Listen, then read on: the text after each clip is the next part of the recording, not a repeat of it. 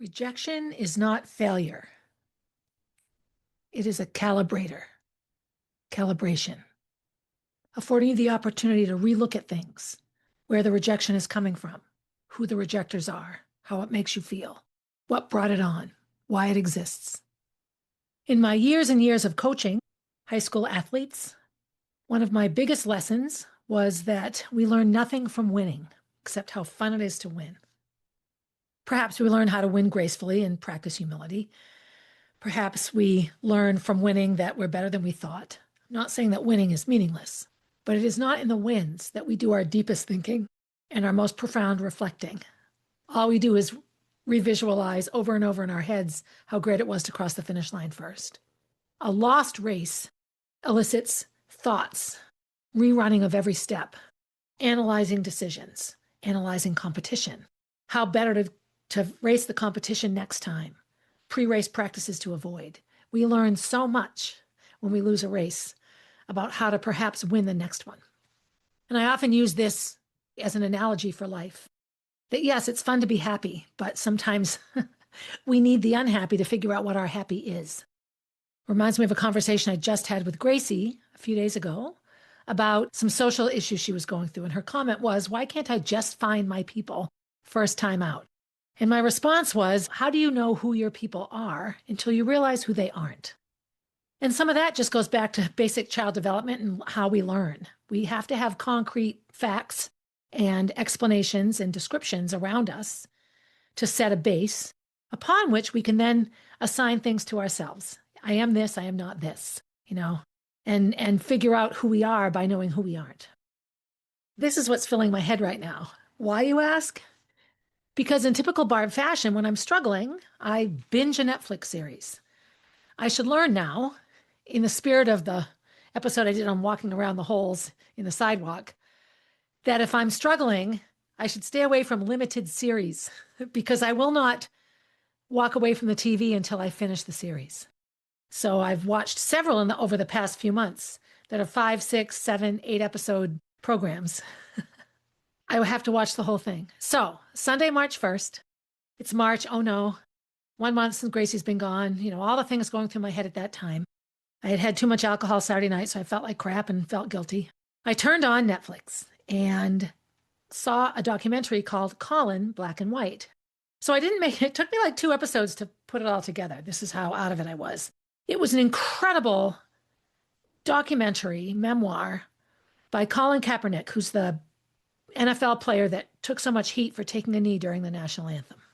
It was beautifully done. And it was about what it was like growing up as a brown-skinned boy with 2 white adoptive parents, a biological reality which was a white mama and a black dad. And just watching and reflecting back on his navigation of life. And this quote I started the podcast with was his: rejection is not failure, it is calibration, a calibrator. After watching this whole thing, I realized I'm going to have to talk about this.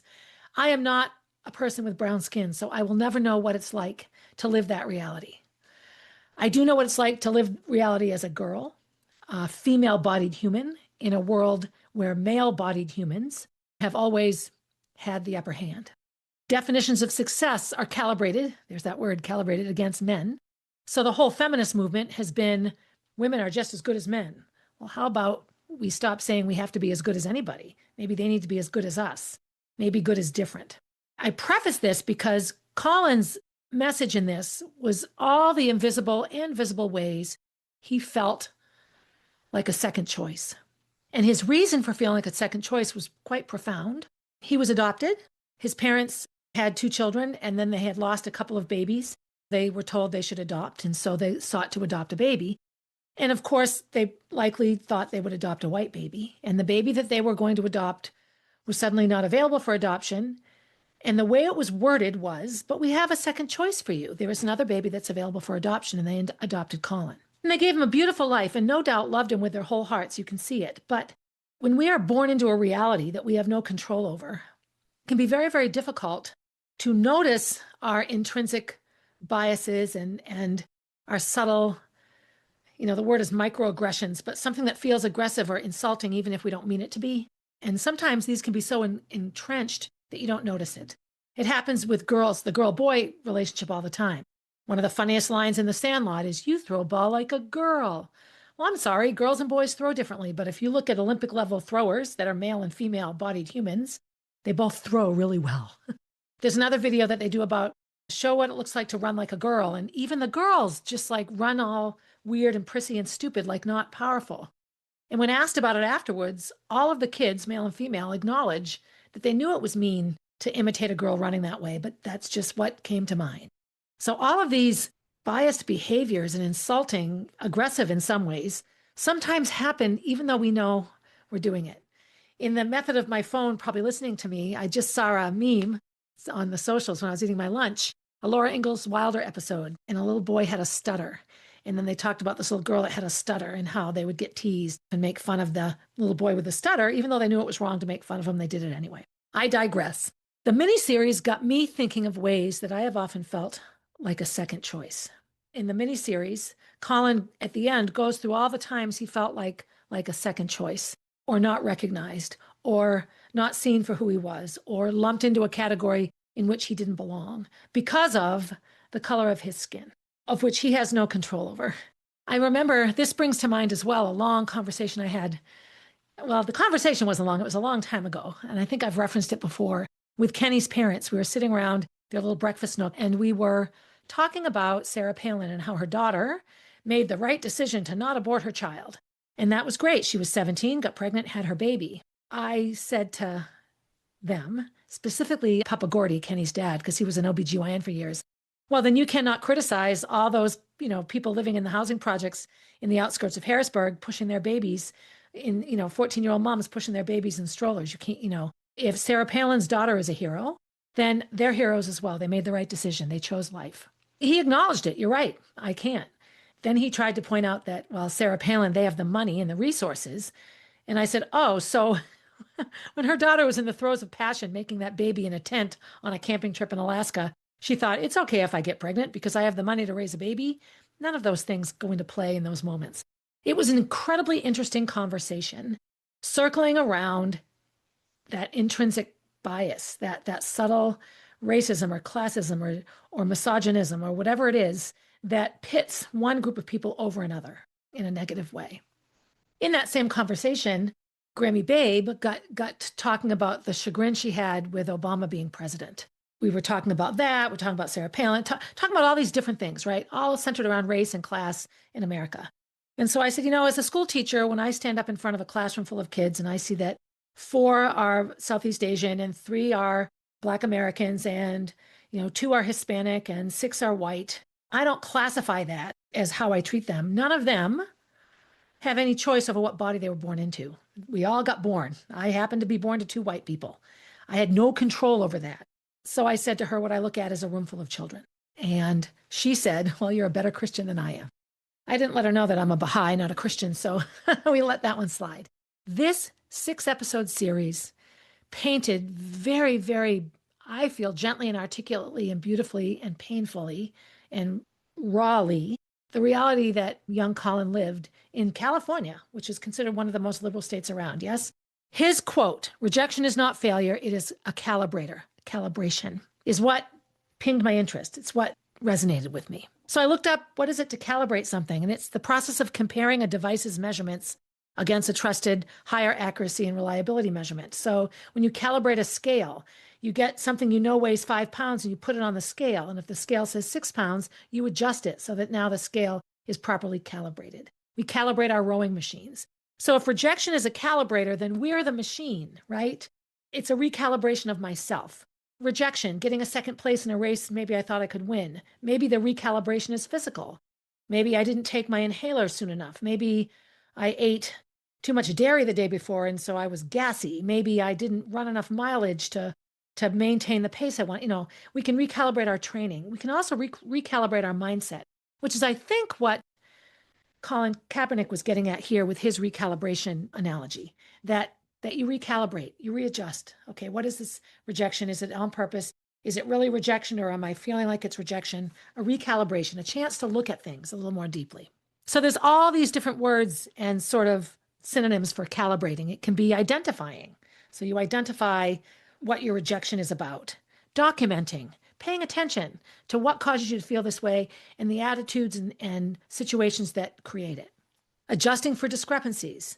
Okay, well, if a stranger said that and my mother said that, how would I really feel? Is the intent the same coming from a parent and a stranger? There's a scene in the movie where his mother tells him that his hairstyle makes him look like a thug, which totally hurts his feelings, which it should. He did not look like a thug at all. He looked beautiful, quite frankly. But in that day and time, in her reality, growing up from Wisconsin in a very middle-class, white, middle of the country reality, that was her learned thought. I think sometimes those things continue. It continues on why we calibrate things and quality, safety, and compliance. Calibration is critical for quality, being a quality person. How do I take my hard times and calibrate myself so I don't become bitter and become what I hate? Safety, how do I take information and recalibrate my reaction to keep myself safe physically and emotionally? And compliance. So I'm not really sure who I would comply with. Maybe compliance to my thoughts and beliefs, maybe compliance to the avoidance of hypocrisy. I don't know. Makes me think. I love this. Another reason for calibration, so if rejection is a calibrator, is to ensure consistency with other measurements, determine accuracy, establish reliability. So this to me is self-knowledge, self-knowledge, self-knowledge. Learn yourself. Learn what happened to you to make you feel that these are rejections. Own your piece of the rejection. Look at what made the person say what they said or do what they did, and separate yourself from having anything to do with that. There are a couple of scenes where the coaches are obviously racist, and they treat him in such a way that he knows it. He knows it. Sadly, his parents just don't see it. His parents are constantly sort of trying to justify away the behavior of the people that are treating him in a bad way. When they see it right away, you can tell it makes them uncomfortable. There's a scene where he's driving and they get pulled over, and the police officer is all like, "Who are you? And are you guys okay?" And clearly the police officer has a problem with his skin color, and his parents see all this, what he goes through. And when it's all said and done, his dad's like, "Well, congratulations, you just dodged a bullet. You got out of your first speeding ticket." And all I could think of was dodged a bullet. What an accurate statement that was. And how the dad character obviously had no idea what that statement might have meant. I've looked in my life. What's my example for rejection, for racism? I've never been treated racist because, well, I can't say that. Everyone has been the victim of racism on some level, or classism, or religiousism, or whatever it is. If you belong to one group, another group is going to, behave in certain ways sometimes. I have certainly been a victim of misogyny. One of the main themes was that he wrote a letter to himself, and in it he wrote about how he was never anybody's first choice. So he analyzed, what does it matter if you're somebody's second or 10th choice? Prove to them that you are the right choice. Isn't that fantastic? He had a coach say to him, "Do you really want to be somebody's second choice?" Well, of course not. Nobody wants to be the second choice. But if you are, then you set about to showing that, yeah, maybe you were stupid enough to pick somebody else first because I am the right choice. To me, that's a really, really good way of moderating and dealing with the behavior of people toward you that diminish you or make you feel powerless. He writes himself a letter and he says, "Trust your power. Rejection will follow you. And rejection comes from everybody." So, that gets me thinking.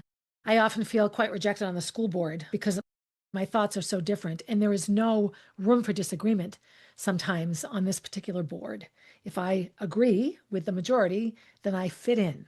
I'm part of it. I'm not rejected. If I disagree, rather than feeling respected or acknowledged, I get the eye rolls and all of this. And I have lost sleep over these feelings and this behavior. This is when I feel like they look at me like I'm old, like because I'm old, my opinions don't matter, that anything I say is outdated, that I've had my turn, I should step aside and let them do everything. So a bit of ageism, a bit of classism, it's just interesting. Colin's letter to himself also reminds him to remember who you are and what you want.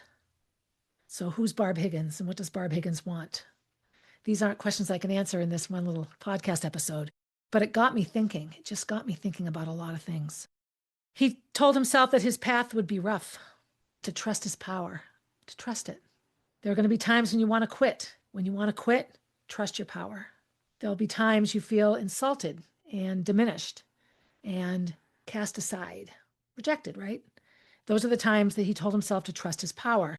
So for Colin, his power was his culture.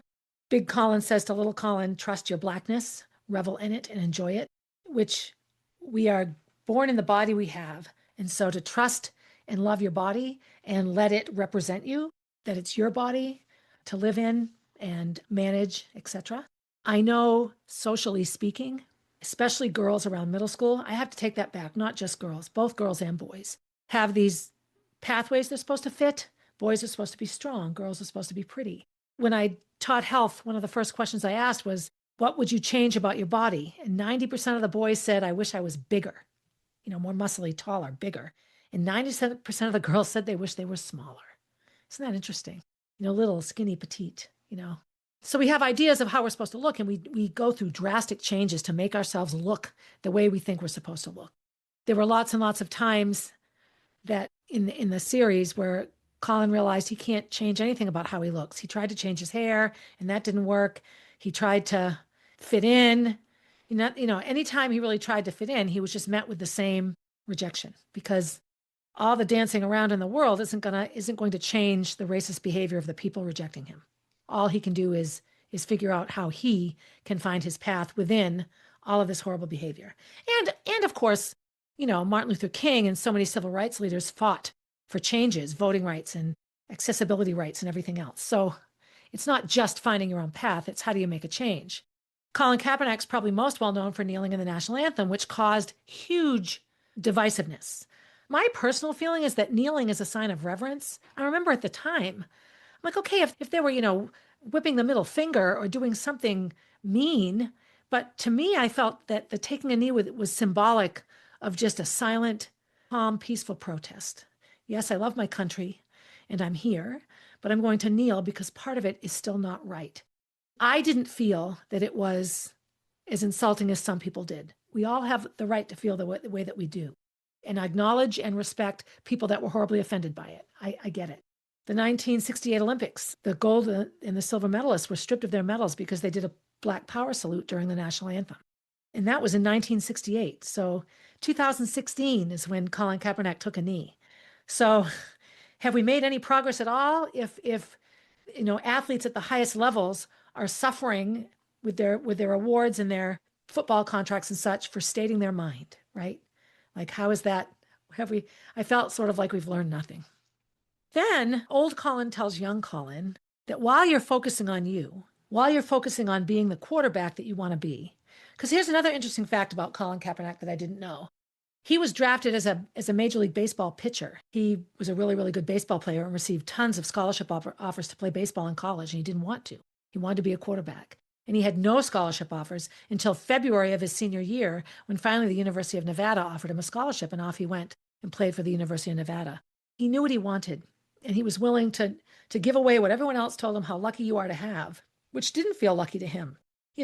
He wanted to be a quarterback. And what if he had not gotten a football scholarship? Maybe he would have gone to JUCO. Maybe he would have played college and then gotten into a Division I college a bit later. I still think he would have ended up an NFL player because obviously he was good enough.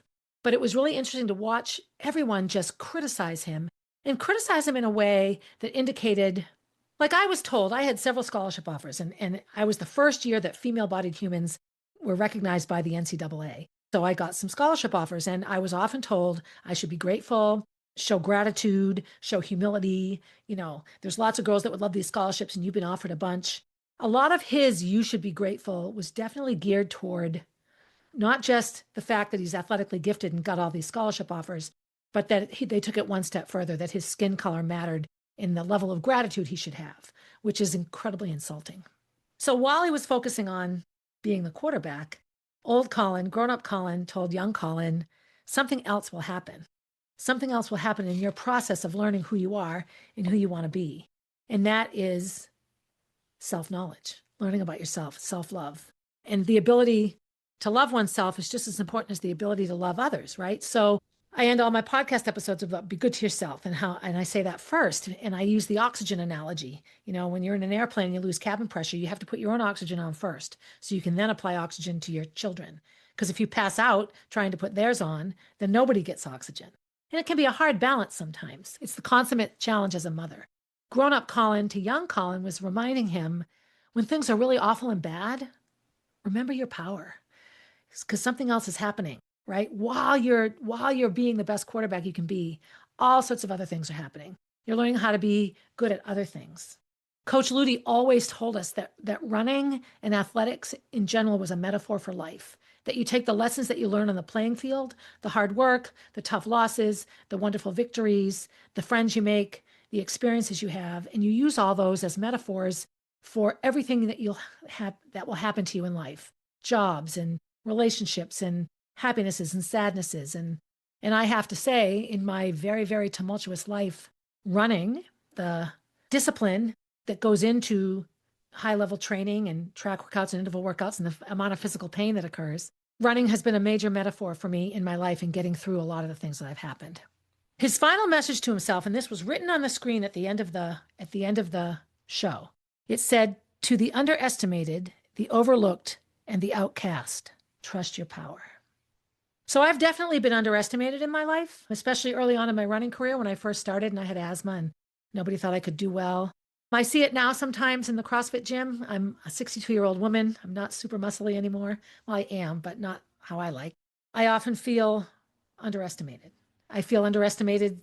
I underestimate myself all the time in the entrepreneurial world. I'm not a good self-marketer at all. To the overlooked. I feel overlooked all the time at school board. That's just that. And that's fine. I'm happy to stand up and say, look at me, here I am. And then the outcast. I guess outcast for me, I did a whole podcast episode once, I think, on "Oh no, here she comes." And I wrote that if I did a autobiography, if I wrote my own memoir about my life, that's what I would call it. "Oh no, here she comes." And the picture would be me as a little girl looking in the window of a brightly lit house and seeing a bunch of people in the window. Because I've always felt like when people see me coming, they cringe, and that I don't ever quite fit in, that I'm like, I'm not in the group chat, so to speak. I'm on the outside looking in, and that people see me and think, oh gosh. So anyway, that really resonated with me. To the underestimated, the overlooked, the outcast, trust your power. I'll wrap up by briefly sharing a really horrifying incident I had online. And I'm going to actually probably do an entire episode on it and go into great detail. But it was a political post about all of the fighting going back and forth on how do we moderate public bathrooms in government buildings and schools to make sure that everybody feels safe and accommodated. Because in every reality, you have people that don't feel safe, and everyone has very strong opinions about this. So it was this whole argument on the Senate floor between a bunch of grown-ups in an office building downtown, deciding for all the kids in the whole state, right? That was or country or whatever, that was my mindset. So my comment was, how about we ask the girls who are implicated? No, how about we ask the girls who are impacted by these decisions? So let me be clear. It was very clear what side people thought I took, but how they interpreted my use of girls. Basically, though, what was overwhelmingly horrifying was the number of vitriolic responses I got to those words. How about we ask the girls who are impacted what they think? How about we give all girls a voice, every girl, all manner of girls, their voice, what they think, because that's how we're going to find out the reality of things. Grown-ups who are loud and paint signs and push an agenda or a revolution do so with a very specific goal in mind. My suggestion was simply fact-seeking. I'm very much in the middle on this. I think some of the people that responded know that I'm in the middle, and they used it as a chance to really target me with really vitriolic, evil, mean statements. I can take those because I know where they come from, but the hardest part for me was the number of people that said, why would their voices matter? Who do you mean girls that are impacted? Girls shouldn't talk about things that they don't have. Like really, really scary, ugly comments about the voices of girls. That's how I took it. So this is a tender subject. I touch on it here because it's in my mind. And this whole series about Colin and his reality as a brown-skinned person in a white-skinned world resonated with me on how it feels to be a woman in a man's world, and in our current issue around gender identification and all of that, how it feels to be a woman in a population of women who are now very polarized. Women used to be fighting for women, and now that's become polarized. I feel like women are now the red ants and the black ants in a jar, and somebody shook the jar and we're all mad at each other now. And this experience solidified it for me. I felt I was a bit dumbstruck. I will admit I answered back with some anger to some of the more vitriolic posts, but I didn't take a side on this. I want everyone's opinion. I don't know what it's like to be a trans-identified human, and they don't know what it's like to be me. And I don't know what it's like to be 9 million other girls, and 9 million other girls don't know what it's like to be me. We all have our personal feelings. We all have our personal feelings of being underestimated, overlooked, and outcast. And from that perspective, I feel like every voice matters.